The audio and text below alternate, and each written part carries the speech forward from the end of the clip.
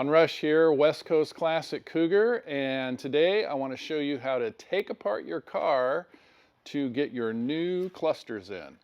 All right, I'm doing this on my convertible because I figure it'll get a little bit of light in here than doing it on a 68 hardtop. Yes, I know they didn't make a 68 convertible from the factory. Yes, I know I got 67 door panels. It's just the way it came.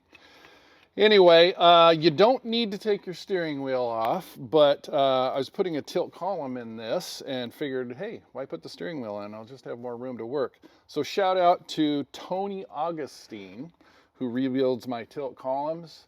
Look him up. He's spot on.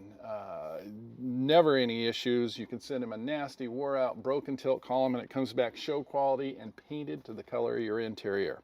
So that's a little bit off topic, but now the first thing I'm going to do, this being a 68, is I'm going to pop this face pad off. If it was a 1967 standard, there'd be a series of screws all the way around here. I see a lot of people with their 67s, what they've done in the past, or even 68s, is they think they should take these screws out first before taking the face pad off. Well, all you're going to do is tear up that soft aluminum trim. We're going to take this little wiper switch off with an Allen wrench. And then that clears us for takeoff to get the dash face pad off. And you need to go oh so careful on this. And what you ought to buy is there's little, you can buy them on Amazon, sets of plastic pry bars that'll give you a whole array of different little widgets to peel and pull on your dash without marking things up. I know a lot of you don't have that and you're not going to buy that, so I'll show you how to safely do it with a screwdriver. So on a 68, you got a series of spring clips. They're these little guys right here, which we have reproduced, and they go all the way around the perimeter.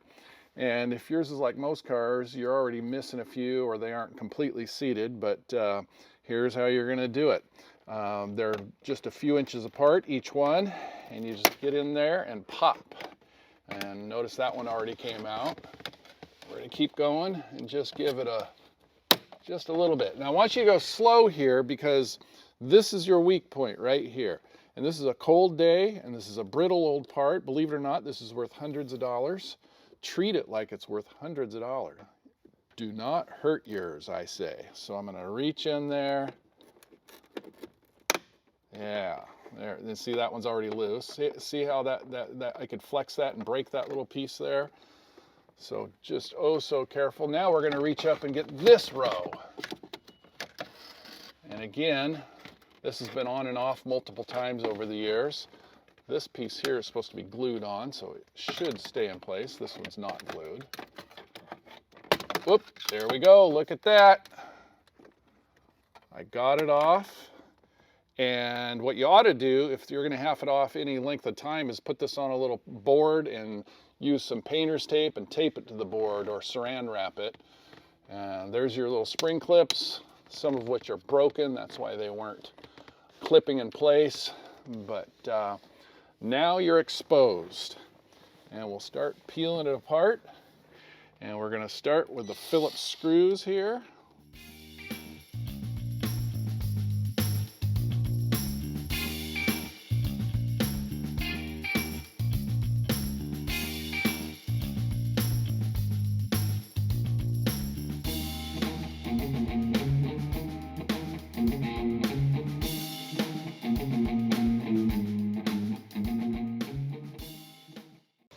Okay, at this point, your driver's side cluster should be loose. But if you have a super original car that's never been taken apart, or somebody has taken it out and put it back correctly, there is a stud right here that's super hard to get to. And the only way to get to it, you could try reaching all the way through here, but you'd have to be Houdini. The real way is to take out this ashtray assembly right here with these screws. Then you can reach it. It's still hard, but almost none of these cars did whoever took it apart last time put that nut back on. And reality is, I don't think you really need it. So don't feel guilty if you skip it. Your dash won't rattle. it's really not doing that much. It's okay to leave that one alone. So back to taking out your gauge cluster. And this is the point where you really want to protect your steering column. Maybe you think you're careful, but it just doesn't take that much effort. You might even put a piece of painter's tape around that. And we're gonna, oh, look at this one. We're gonna take off this passenger side piece first. Usually you can just get that out, but it seems like we might have a stud there. To take out your passenger side, you'll see that I've already removed my glove box. I've already disconnected my air conditioning duct. If you don't have air conditioning, that much simpler. And then what I'll sometimes do is just get a 5/8 spark plug socket. This works as well too. It depends on how strong your hands are. And keep in mind those plastic studs, even though you're replacing it, there might be somebody else that's going to use your old used one, so let's not just break them off. So on this particular one, the studs are all broke off, and they've replaced them with a 7/16 nut up there. So they're approximately here, here, here, here. There's 5 of them all together. So you just reach up and spin them off.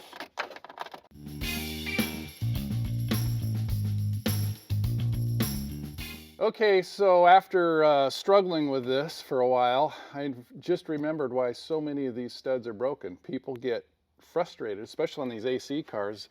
Getting to this one is kind of rough, reaching through there. Well, we're going to take the radio out.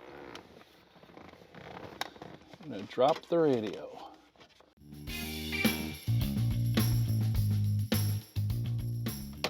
There it is. Okay. Now we can get this out. This job is so much easier when this stud is broken off or the previous person didn't put it in, because I was trying not to go through the radio, because going through the radio, if you got a console, is a major ordeal. You can do it through the ashtray, but yeah, it's not a lot of fun. So, okay, enough of that. I'm gonna wiggle it out. Oop, my rag fell off. Yeah, put that sucker back on there. I'm gonna wiggle it out to about here. And I'm gonna reach in, and I can't really see it, but I can feel it. I'm undoing, screwing on my finger tightened speedometer cable. Then I can go a little further.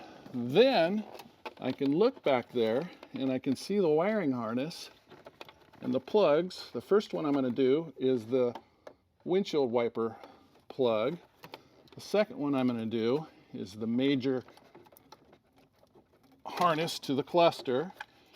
And then there's a third one on this one that not everybody has, and that's the tachometer. This one's got a Rocket Man baby tachometer, so it's got its own little modern plug. We got one more plug here. And now we finally got this cluster out, and this is what it looks like. Thanks for watching, and I'm kind of excited about these bezels. I hope you guys are too.